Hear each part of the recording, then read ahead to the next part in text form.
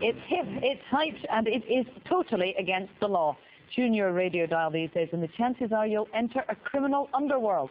Pirate radio is still illegal, but there are more stations today than ever, beaming everything from trance music to anarchy into Britain's homes. Some are now making so much money that the legal stations are seriously concerned. In this special report, David Rowan joins the pirates on the rooftops to find out why the radio outlaws are now calling the tunes.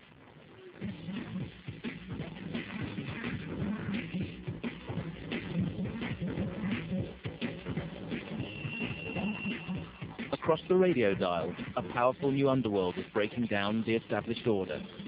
While commercial radio struggles with recession, pirate radio is booming, with hundreds of stations stealing listeners and profits that legal broadcasters say should be theirs.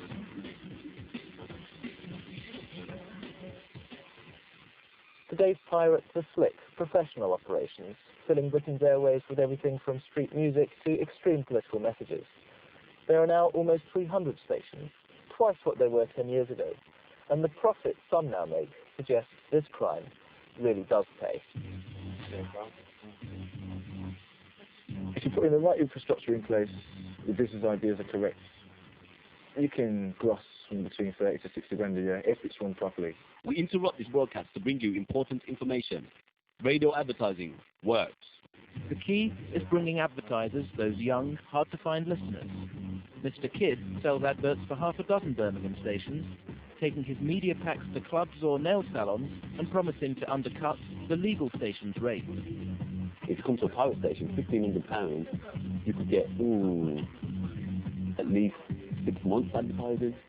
A pirate station will give you the same quality, plus you're getting the DJs mentioning it with a little bit more heart because they're told to.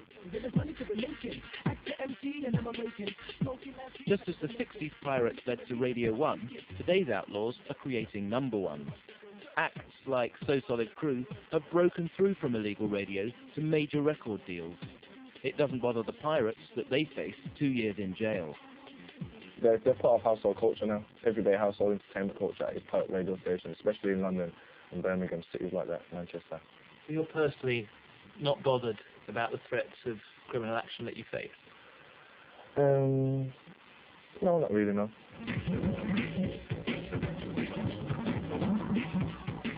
They leave their £400 transmitters on tower blocks and hope they're safe from government raids and rival stations. Some pirates have cut the odds by keeping dogs on the roof or booby-trapping transmitters with CS spray. A recent police raid in Lewisham, South London, unearthed in a studio this DIY manual for pirates, with everything from contacts to guides to building a transmitter. And then, of course, there's the internet. Stations claim that they're bringing new listeners to the dial and that this crime has no victims. Not according to this legal station playing adult cool music to southwest London. There are people sitting in the sales area who are trying to sell this radio station and they don't want it being interfered with by people who have no right to be there. So yes, they are nibbling into our income, possibly taking away our listeners who find it irritating and affecting, the livelihoods of these people. Legal stations are getting desperate. They say the fines, just £377 on average, are too low. They're now suing individual DJs and calling in the DTI, but complaining brings its own risks. One of our presenters had his vehicle in the parking lot of the radio station smashed up, and we believe that was as a direct result of notifying the DTI about the pirate radio station. In Glasgow, Club FM was raided after organising gang fights live on air. Another local station told us it had been giving pirates like them a bad name. They're advertising gang fights and this one's getting it and that one's getting it. And we can't be bothered with that. We're all too old for all that, basically. And it's just, we're here to play music and make sure everybody's listening to the tunes that they want to listen to. But some stations are speaking out for their communities. Sandra Lewis has a 3-year-old daughter who needs a lung transplant in America.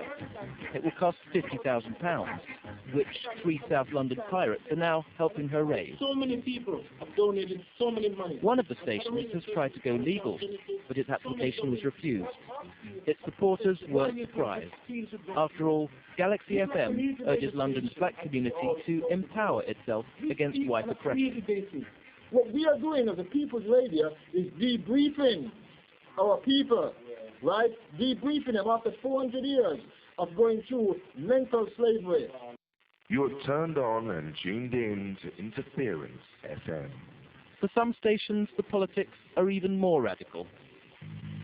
This next tune's called Radio Babylon, and it's especially dedicated to all you capital radio listeners out there.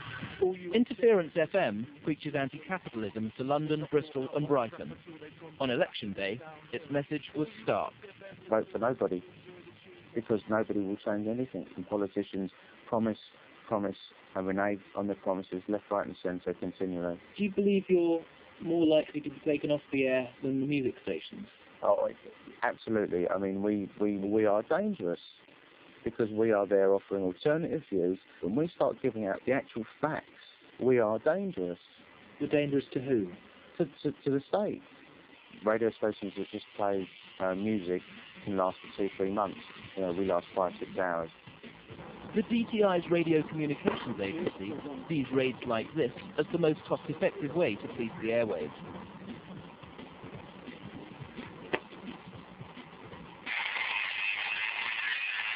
Yet for a station selling lucrative adverts, one lost transmitter is a mere business expense. No destruction for the day. If raids like this are meant to silence the pirates, then the system is clearly failing.